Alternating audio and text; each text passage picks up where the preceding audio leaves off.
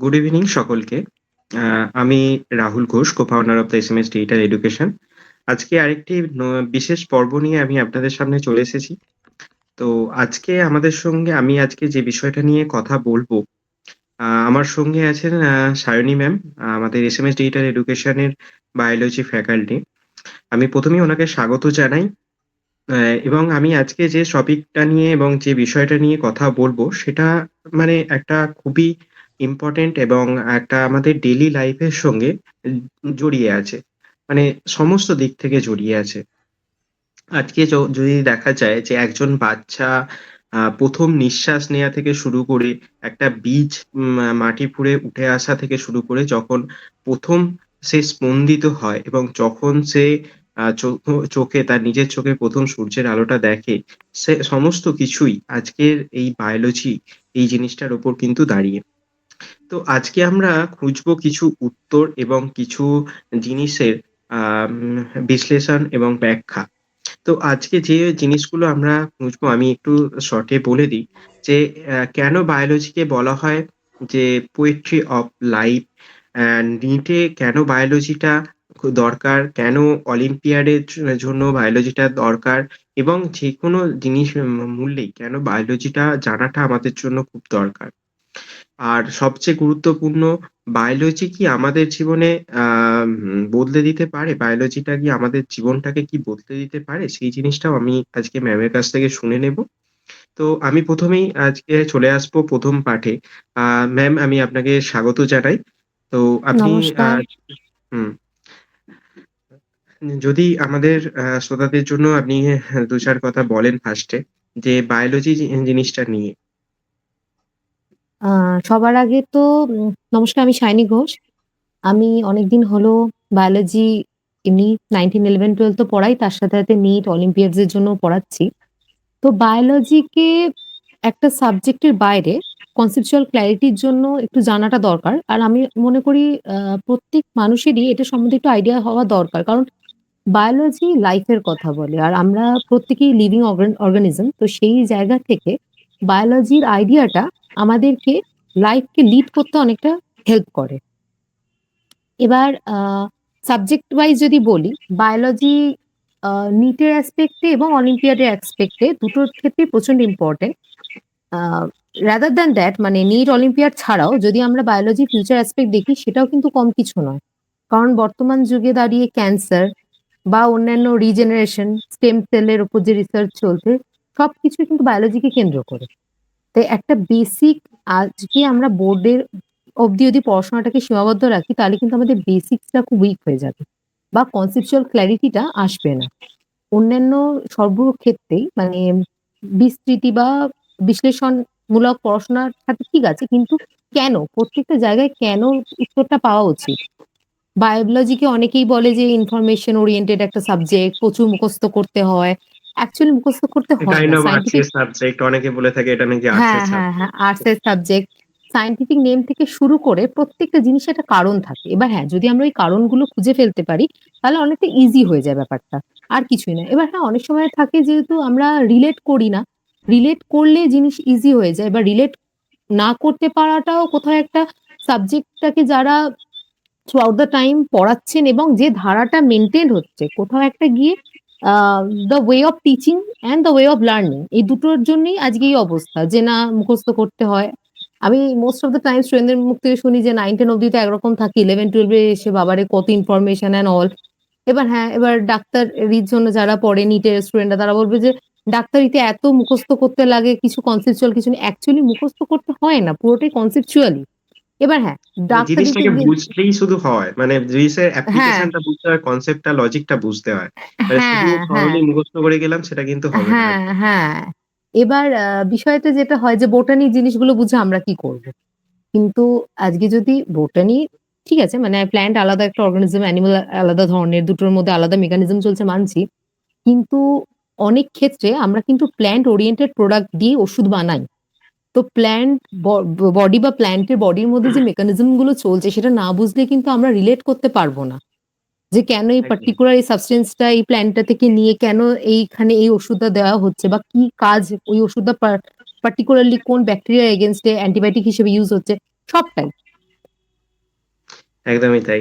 ধন্যবাদ এবং আমি পরবর্তী আরেকটি কোয়েশ্চেন এ যাবো এবং একটা খুবই আ মানে এটা kind of literature type question যে মানে অনেকেই বলে থাকেন যে বায়োলজি হচ্ছে পোয়েট্রি অফ লাইফ। এই কথাটার হুম। মানেটা কি? পোয়েট্রি বলতে যেটা আসে যে একটা ছন্দ বা রিদম বা যেটাকে আমরা একটা পর্যায়ে বুঝতে পারবো। মানে আ এটার মধ্যে অনেক সময় অনেক রহস্য লুকিয়ে থাকে বা অনেক কনসেপচুয়াল ক্লারিটি থাকে। মানে অনেক সময় হয় না যে যেমন শেক্সপিয়ারের বিভিন্ন লেখায় কি হতো যে আমাদের টিচাররা বোঝাতেন যে এই লেখাটা এরম লিখেছে কারণ এখানে এটা রূপক হিসেবে ব্যবহার করা হয়েছে, তাই তো? আবার দেখা গেছে অন্য টিচারের কাছে যাচ্ছে তো সে আবার অন্যটাকে রূপক হিসেবে বলছে যে না এটার মানে এইটা। তো আমার মনে হয় যে এই যে বিউটিটা যে প্রত্যেকটা জিনিসের মধ্যে কিছু না কিছু লুকিয়ে আছে। সিমিলারলি বায়োলজির ক্ষেত্রেও এই যে মেডিকেল সায়েন্স বা যেকোনো আমাদের হিউম্যান বডি হোক, যেকোনো বডি, যেকোনো অর্গানিজম তাদের প্রত্যেকের বডির ভেতরেই কিছু না কিছু রহস্য। তাই জন্যই তো এত রিসার্চ চলছে। মানে একটা আ ফুল ফোটে যে আমরা যাকে বলি নয়নতারা, 4 o'clock প্ল্যান্ট যাকে বলা হয় ইউজুয়ালি সেটাকেও এই যে একটা পার্টিকুলার সময় ফুলটা ফুটছে বা হার্টবিট আমাদের যেটা হৃদয় স্পন্দন ওটা তো একটা পার্টিকুলার সিকোয়েন্স মেইনটেইন করছে। বা এই যে সেল সাইকেল আমাদের যে সেল ডিভিশন হয় সেটাও কিন্তু একটা পার্টিকুলার ধাপে, ধাপে হয়। মানে জাস্ট র‍্যান্ডমলি এদিক ওদিক হচ্ছে না। এবার হ্যাঁ, যখন র‍্যান্ডমনেস চলে আসে তখনই অ্যাবনরমালিটি। সেইজন্য তখন ক্যান্সার গ্রো করে বা টিউমার ফর্ম করে। বিভিন্ন ধরনের অ্যাবনরমালিটিস দেখা যায়। সো পোয়েট্রি অফ লাইফ কারণ এই যে ছন্দ, এই ছন্দটাকে মেইনটেইন করে আ যেটা সেটাই। এবার হ্যাঁ, ছন্দটাকে মেইনটেইন তো করা হচ্ছে। কিন্তু এবার ছন্দটাকে মেইনটেইন করা অ্যান্ড এই ছন্দটাকে বোঝা এইটা হচ্ছে বায়োলজি। বেসিক্যালি এই ছন্দটার স্টাডিটাকে বলা হয় যেতে পারে বায়োলজি। একদমই তাই। এবং একটা খুব ভালো উত্তর দিলেন আমাদের ম্যাম। আমি পরবর্তী আরেকটি কোয়েশ্চেন এ যাবো। যে ম্যাম 11-12 এর অনেক সময় আমরা শুনে থাকি যে 11-12 এ যে সমস্ত স্টুডেন্টরা আছে তারা নিটের বায়োলজিটা মানে ভাবে যে অতটা গুরুত্বপূর্ণ নয়। তারা হয়তো শুধু ফিজিক্স বা কেমিস্ট্রিটা করলেই হয়ে যাবে। বায়োলজিটা কেন গুরুত্বপূর্ণ এই বিষয়ে যদি আপনি কিছু বলেন? এটা মানে ভাবাটাই ভুল যে বায়োলজি গুরুত্বপূর্ণ নয়। ওটা সবথেকে বেশি মার্কস ক্যারি করছে। কারণ ফিজিক্সে ৪৫ টা প্রশ্ন থাকে, কেমিস্ট্রিতে ৪৫ টা আর বায়োলজিতে ৯০ টা। এবার ৯০ ইন্টু ৪ ৩৬০ মানে ৭২০ তে পরীক্ষা হয়। তার মধ্যে ৩৬০ মানে 50% ওয়েটেজ ক্যারি করছে হচ্ছে বায়োলজি। এক, দ্বিতীয় ব্যাপার হচ্ছে কি এই যে বেশি ইনফরমেশন পড়া, ক্লারিটি ওই যে আবার কনসেপচুয়াল ক্লারিটি যেহেতু ল্যাক থেকে যায় তো কোথাও একটা গিয়ে স্টুডেন্টদের মনে হয় যে, ও বাবা! আমার মুখস্থ করতে হবে। যেমন 5 কিংডম ক্লাসিফিকেশন, তারপর আসে আমাদের প্ল্যান্ট ক্লাসিফিকেশন, অ্যানিমাল ক্লাসিফিকেশন। এইগুলোর ক্ষেত্রে কি হয়? অ্যানিমাল ক্লাসিফিকেশন যদি আমরা বুঝে নিই যে কেন মানে সবটাই তো এভলিউশন এর পার্ট। প্ল্যান্টও আ ইভলভ করেছে, অ্যানিমালও ইভলভ করেছে। এবার এই যে এভলিউশন এরও একটা প্যাটার্ন আছে। হুটহাট তো আর এভলিউশন হয়ে যাচ্ছে না। এবার একদমই তাই। আমরা আ বিভিন্ন কনসেপ্টই আমি এখন কনসেপ্ট গুলো বলছি না। বাট আমি রাফলি বলছি। তো এই যে জিনিসটাকে একটা সিকোয়েন্স এ পড়লে মোটেই সেটা টাফ থাকে না। বা এই যে বায়োমলিকিউলস আমরা অনেক সময় দেখি যে বাচ্চারা বলছে, "আবার লিপিডের এগুলো মনে রাখতে হবে, স্ট্রাকচার মনে রাখতে হবে, ডিএনএ স্ট্রাকচার মনে রাখতে হবে।" এতটাও শক্ত নয়। ডিএনএ এর বেসিক ইউনিট থেকে শুরু করে সবকিছুটাই কনসেপ্ট যদি আমরা ক্লিয়ার রাখতে পারি যে কেন? এবার আমাদের কনসেপচুয়াল ক্লারিটি এই যে কেনটার উত্তর যদি পাওয়া যায় তাহলে কিন্তু সেটাকে আর মনে হবে না যে এভয়েড করব। আজকে ফিজিক্স পড়তে গেলে ডেরিভেশন হচ্ছে, ডেরিভেশন থেকে আমরা বিভিন্ন জিনিসের ক্লারিটি পাচ্ছি তখন মনে হচ্ছে এটা তো ডিরাইভ করে ফেলছি। সবসময় যে ফিজিক্স লোকে মুখস্থ করছে তা তো নয়। ডিরাইভ করে নিচ্ছে। তো একদমই ফর্মুলা তাই। ভুলে গেলেও ডিরাইভ করছে। সিমিলারলি যদি আমার কি ফিচারস গুলো মনে থাকে যেকোনো কনসেপ্টের whether it's DNA, RNA, lipid, amino acid যাই হোক। যেমন অ্যামাইনো অ্যাসিড নামটা শুনে বাবা অ্যামাইনো অ্যাসিড, অ্যামাইন গ্রুপ আর অ্যাসিডিক গ্রুপ এই দুটো তো আছে বলেই অ্যামাইনো অ্যাসিড। একটা ছোট ফার্স্ট এই স্ট্রাকচারটা না দেখে বেসিক জিনিসটা। তারপর আস্তে, আস্তে এই ছোট, ছোট জিনিসগুলোকে যদি কনসেনট্রেট করে বোঝা যায় আর হ্যাঁ, অবশ্যই বোঝার ইচ্ছেটা মানে ওই যে একটা ফার্স্ট এই যে একটা ধারণা তৈরি হয়ে যায় বায়োলজি মানেই বেশি পড়তে হবে বা একদমই। এই খালি মুখস্থের খালি কম্পিউটার সায়েন্স নিয়ে নেবো। কম্পিউটার সায়েন্স এ পড়তে হবে না বেশি। এগুলো আমরা দেখে এসেছি ইউজুয়ালি। হুম, একদমই তাই। ম্যাম আমি যদি বলি যে নিটের ক্ষেত্রে কোন মোস্ট এক্সপেক্টেড এরিয়াস তো সেই ক্ষেত্রে আপনি কি বলবেন? মোস্ট এক্সপেক্টেড এরিয়াস বলতে গেলে যদি আমরা দেখে থাকি কিছু বছরের কোয়েশ্চেনস ও যদি দেখা যায় তাহলে নিট কিন্তু চেঞ্জ হচ্ছে। হুম, ২০২৪ সালে এক একদমই ধরনের তাই। প্রশ্ন যেটা নিয়ে হয়েছিল। আপনার আমার সঙ্গে আপনার আগের দিনই কথা হচ্ছিল যে আগের বছর আমরা যদি লাস্ট কিছু কোয়েশ্চেন গুলো দেখি প্রিভিয়াস ইয়ার এ তো সেখানে অনেক কিছু চেঞ্জেস এসছে এবং সিলেবাসেও সামহাউ কিছু চেঞ্জেস এসছে। তো সেই সম্পর্কে যদি আপনি কিছু বলেন? হ্যাঁ, এবার ব্যাপারটা যেটা হচ্ছে সেটা হচ্ছে যে ২ টো ফ্যাক্টর। সেটা হচ্ছে এক তো হচ্ছে প্যাটার্ন, কোয়েশ্চেন প্যাটার্ন। যেমন এবার আমি দেখলাম যে ২০২৫ এ যেটা পরীক্ষা গেছে সেখানে ন্যাট রিলেটেড কিছু এসছে। আ কিছু এসছে আ রিজনিং মানে কেন এটা হচ্ছে? তো এটা যদি এই পার্টিকুলার রিজনটাই কি এটা? তো সেই ক্ষেত্রে আমি দেখেছি অনেকে না কনসেপচুয়াল ক্লারিটি মিস করছে। যে না, এটা তাহলে ভুল আছে বা এটা ঠিক আছে। মানে যেটা ভুল সেটাকে ঠিক ভাবছে, যেটা ঠিক সেটাকে ভুল ভাবছে। আরেকটা কি? সেটা হচ্ছে যে আ ইনফরমেশন রিলেটেড জিনিস এভয়েড করা। এটা একটা খুব বড় মিস্টেক। যে না ইনফরমেশন অত পড়তে হবে না। এমনি মোটামুটি এটা পড়ে বেরিয়ে যাই। প্রত্যেকটা লাইন পড়াটা খুব দরকার। এনসিইআরটি থেকে শুরু করে এমনি তো সিলেবাসটা ফর্ম করেনি এনসিইআরটির বই দেখে। তো এবার আমি এটাও দেখেছি introductory পার্ট যেটা থাকে চ্যাপ্টারের, সেখান থেকে পর্যন্ত নিটে প্রশ্ন এসেছে। অ্যান্ড সেটা দেখে ছেলেমেয়েরা বলছে বইয়ের বাইরে থেকে প্রশ্ন এসে গেছে, হবে না। দিয়ে তারপর দেখা যাচ্ছে যে introductory পার্ট থেকে প্রশ্ন এসছে। তো আমি বাহ! কোনটাকেই নিজের মতো করে এটা ইম্পোর্টেন্ট নয় এটা বলতে পারব না। I need to study the whole book. এটা একটা বিষয়। ২য় ব্যাপার যেটা সেটা দেখলাম যেটা ডায়াগ্রাম রিলেটেড যে কোয়েশ্চেনস গুলো থাকে, সেখানেও ছেলেমেয়েদের মধ্যে দেখা যায় তাড়াহুড়োতে বা টেনশনে অনেকের থাকে না যে এক্সাম টাইমে মাইন্ডসেটটাকে ঠিক রাখতে পারে না, নার্ভাস হয়ে একদমই, যায়। তো একদমই। আ য ধর ধরুন বলে দিয়েছে ABCD একটা ডায়াগ্রামের মধ্যে। হয়তো সি অ্যান্সার ছেলেটি A লিখে আসছে বা মেয়েটি A লিখে আসছে, ভুল দেখছে। এরকমও হয়েছে আমার সামনে যে আ ম্যাম এরকম আমি নার্ভাস হয়ে গেছিলাম, আমি ওটা মিস করে এসেছি। মানে আমার নিজের সাথে ঘটেছে এরকম জিনিস আমি তাই জানি। মানে কিছু ছেলেমেয়েদের থাকে যে না ডাক্তারি পেতেই হবে কারণ XYZ কেউ পেয়েছিল। এবার কিছু মানুষদের থাকে যে না আমি নিজেকে ওই জায়গায় দেখতে চাই। মানে আমি নিজে এবার ডেডিকেটেড হ্যাঁ, থাকে। তারা ডেডিকেটেড ডেডিকেটেড থাকে যে থাকে। আমাকে পেতেই হবে। হ্যাঁ, মাইন্ড ম্যাপটা ক্লিয়ার রাখাটা খুব দরকার যে আমি করতে চাই। এবার যেকোনো কিছু, শুধু লাইফ সায়েন্স বলে না, লাইফ বেসিক্যালি কেনর উপর দাঁড়িয়ে। আমি কেন করতে চাই? কেনটা যত ক্লিয়ার হবে করতে চাইটাও তত ইজিলি হবে। ওই কেনটা ক্লিয়ার থাকে না বলেই আরো সমস্যাটা বেড়ে যায়। একদমই তাই। তো আমি মানে আপনি বলতে চাইছেন যে মোস্ট এক্সপেক্টেড এরিয়াস বলে সেরকম কিছু হয় না। পুরো না বইটাই একদম এক্সপেক্টেড এরিয়াস আছে। পুরো বইটা পড়তে হবে। মানে কোনো ছাড়ছুড় নেই। কিন্তু হ্যাঁ, যদি আমি দেখে থাকি যে কোনগুলো একটু আমাদের বুঝতে টাফ লাগে বা বারবার পড়তে হয়। কিছু চ্যাপ্টার্স থাকে যেমন ইজি যেমন 5 কিংডম ক্লাসিফিকেশন এগুলো আমরা একবার পড়লে বুঝে যাই। বা ধরুন যদি আমি বলি উম প্ল্যান্ট হরমোন, ঠিক আছে? এগুলো মোটামুটি যেগুলো কি মানে ফাংশন, নেম এগুলো পড়লে মোটামুটি আমরা জানি যে এগুলো একবার পড়লে বা মোটামুটি ২-৩ বার পড়লে হয়ে যাবে। কিন্তু কিছু এরিয়াস থাকে যেগুলো আমাদের বারবার পড়তে হয়। যেমন আ প্ল্যান্ট এর ক্ষেত্রে আমি বলতে পারি ফটোসিনথেসিস একটা রিঅ্যাকশন ওরিয়েন্টেড জায়গা। আ তারপর হচ্ছে আমাদের C3, C4 সাইকেল, আমাদের কেলভিন সাইকেল, দেন আসে ট্রান্সপিরেশন এর যে জায়গাটা, ওই জায়গাগুলো আমাদের একটু ভালোভাবে পড়তে হবে। এবার অ্যানিমাল ফিজিওলজির ক্ষেত্রে তো পুরোটাই ইম্পোর্টেন্ট। ডাইজেশন থেকে শুরু করে রেসপিরেশন, এদিকে আমাদের কেমিক্যাল কোঅর্ডিনেশনস মানে হরমোনস তো ভেরি ইম্পোর্টেন্ট। মানে সেটা যেকোনো এক্সামের জন্য। ওখান থেকে প্রশ্ন আসবে। আর ছেলেমেয়েরা ভুলবে যদি না রিভাইজ করে প্রপারলি। আর একদম, বায়োমলিকিউলস তো আছেই। কারণ একদম, বায়োমলিকিউলস এর মেইন যে এটা introductory পার্ট ওটা যদি না করে তাহলে পরবর্তী আ পার্ট গুলো বুঝতে পারবে না। বায়োমলিকিউলস এর পর এনজাইমস ওটাও প্রচন্ড ইম্পোর্টেন্ট একটা জায়গা। একদমই তাই। তো আমরা এতক্ষণ শুনলাম ম্যামের কাছ থেকে যে নিট সম্পর্কিত বিষয়টা। এবার আমি একটু শিফট করে অলিম্পিয়াডের দিকে আসবো। এখন বেসিক্যালি অনেক ক্ষেত্রে আমরা দেখেছি এবং আমরাও অনেক সময় যখন ক্লাস নেওয়ার সময় দেখেছি যে ছেলেমেয়েরা এখন থেকে ফাউন্ডেশন ব্যাচের জন্য ভর্তি হচ্ছে। তো হুম, এই ফাউন্ডেশনটা তৈরি করার আগে আমার মনে হয় যে সবথেকে একটা ইম্পোর্টেন্ট পার্ট হচ্ছে অলিম্পিয়াড সেইটাকে হুম, দেয়া।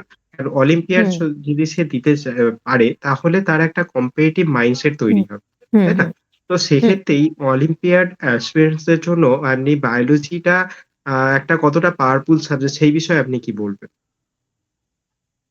আচ্ছা, বায়োলজি বেসিক্যালি তো আমরা বিভিন্ন আ সেক্টরে এখন বায়োলজি গ্রোথ দেখতে পাচ্ছি। ইন্ডাস্ট্রি থেকে শুরু করে সমস্ত সেক্টরে। কিন্তু আ সবথেকে ভালো যেটা বায়োলজির স্কোপ সেটা হচ্ছে রিসার্চ। ওকে?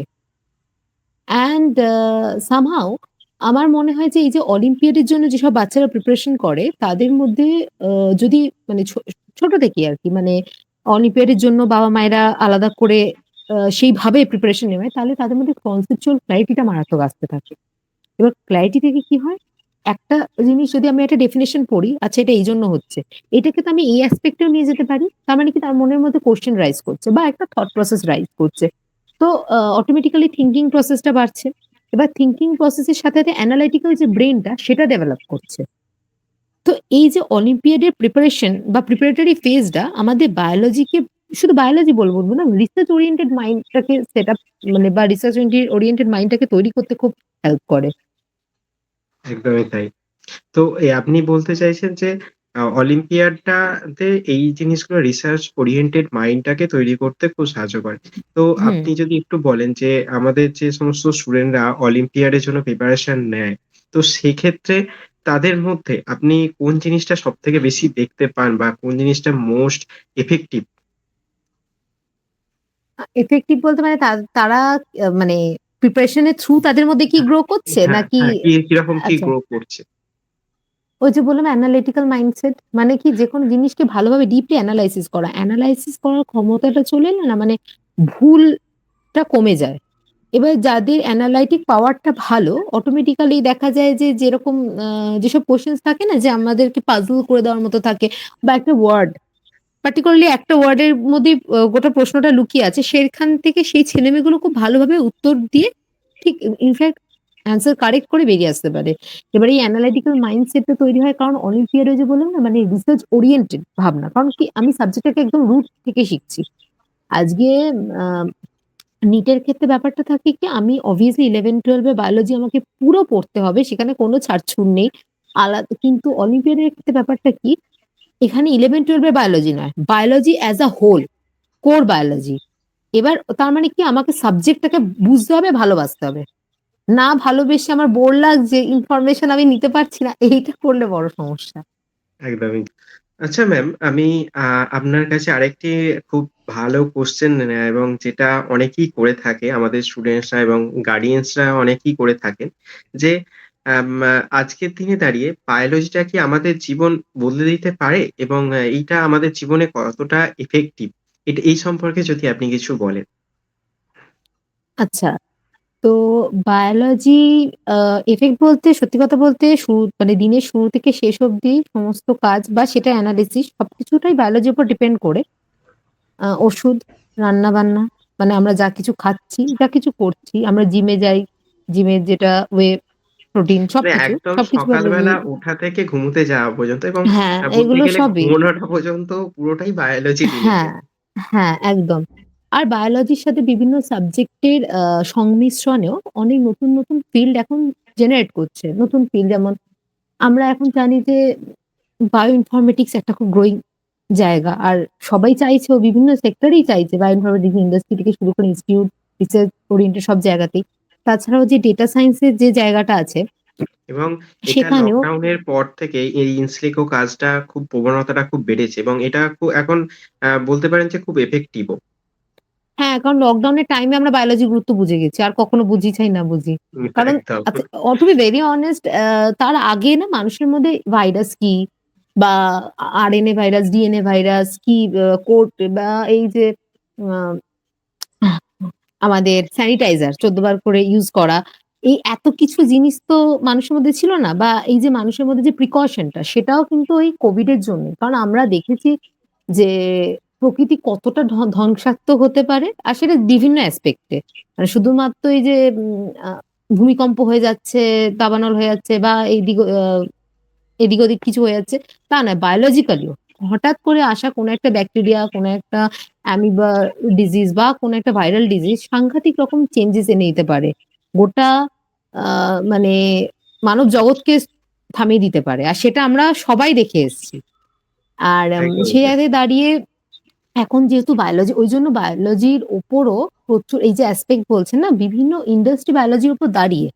শুধুমাত্র আ ফার্মা নয়, ফার্মার মধ্যে তো আমরা এমনিতে তো নরমাল ফার্মা কোম্পানি তো আছেই। তাছাড়া বায়ো ফার্মা যেখানে পার্টিকুলারলি বায়োলজি রিলেটেড রিসার্চ নয় প্রোডাক্ট ফরমেশন করা হয়।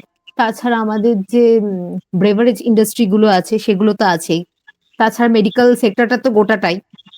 রিসার্চেও বায়োকেমিস্ট্রি অ্যান্ড বায়োমেডিক্যাল যে রিসার্চ গুলো আছে, বায়োফিজিক্স একটা খুব গ্রোইং সাবজেক্ট, বায়োস্ট্যাটিস্টিক্স তারপর ডেটা সায়েন্স এর সাথে বায়োলজির যে কম্বিনেশন এ এখন নতুন আরো গ্রো করাতে চাইছে তারা। কারণ তারা দেখছে যে আজকে যেমন আমাদের ব্রেনের মধ্যে নিউরনস থাকে, রাইট? আমরা ব্রেন একদম, সেলকে বা নার্ভ সেলকে নিউরনস বলে থাকি। তো নিউরন এর নিউরন কানেক্ট করে কি হয়? সিগন্যালিং প্রসেস তৈরি করে। সেই সিগন্যালিং এর জন্য আমাদের যেকোনো আ স্টিমুলাস এর আমরা রেসপন্স করতে পারি।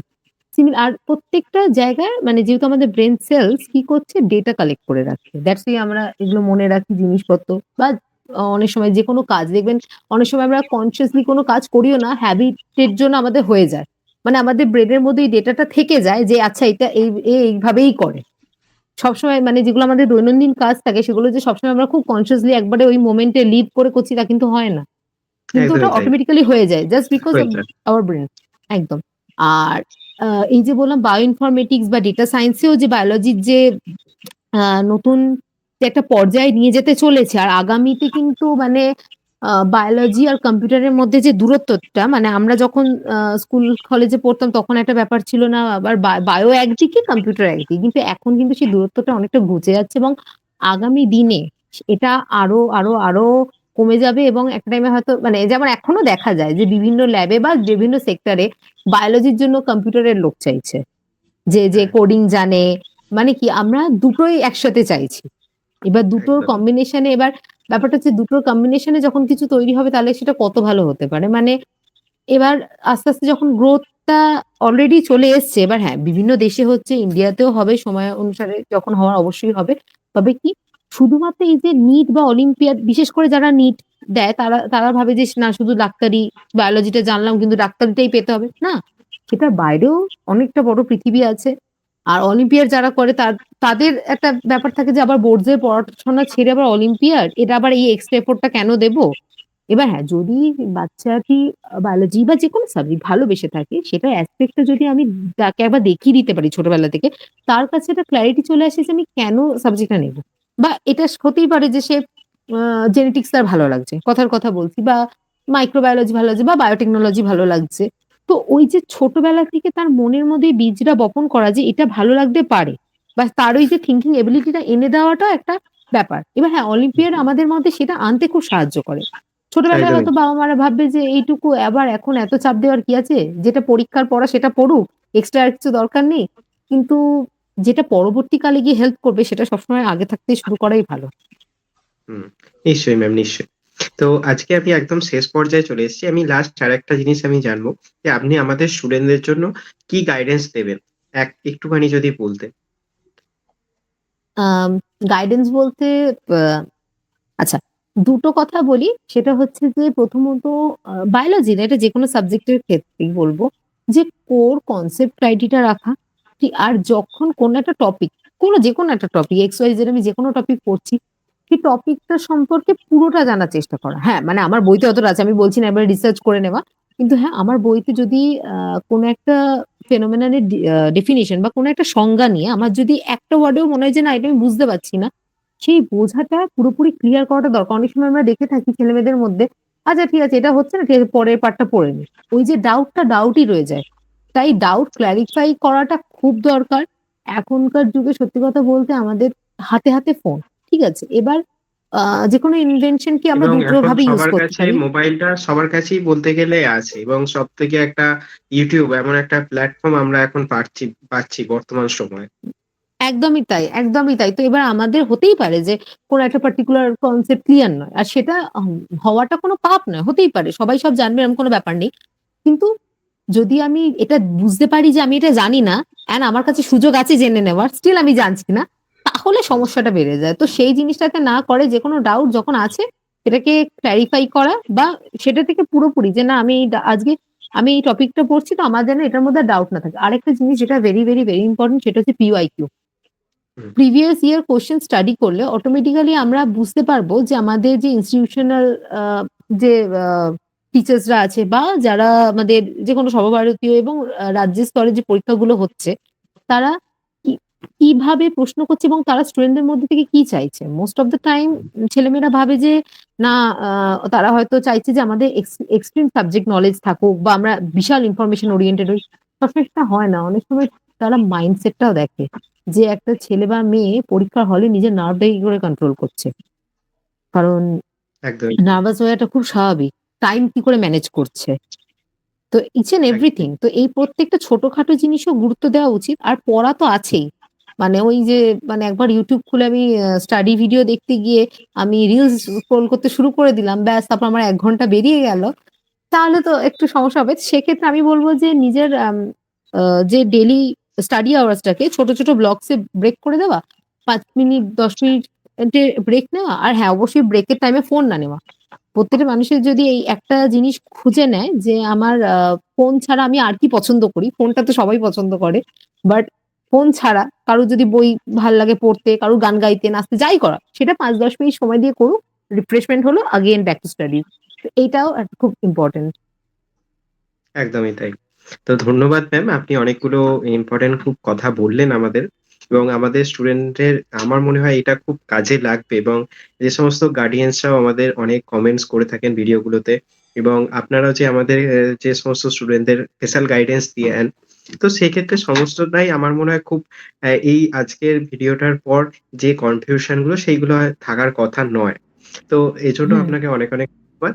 এবং আমি আরেকটা কথা বলব দর্শকদের জন্য, আমাদের ভিডিও যদি ভালো লেগে থাকে অবশ্যই লাইক করবেন, শেয়ার করবেন, সাবস্ক্রাইব করবেন এবং আমাদের এরকম স্পেশাল গাইডেন্স পেতে অবশ্যই আমাদের নিচের ডেসক্রিপশন এ দেওয়া নাম্বারগুলোতে যোগাযোগ করুন এবং আমাদের যে ওয়েবসাইট আছে ওখানে গিয়েও লগইন করে নাম নথিভুক্ত করতে পারেন। ধন্যবাদ। শুভরাত্রি। Thank you.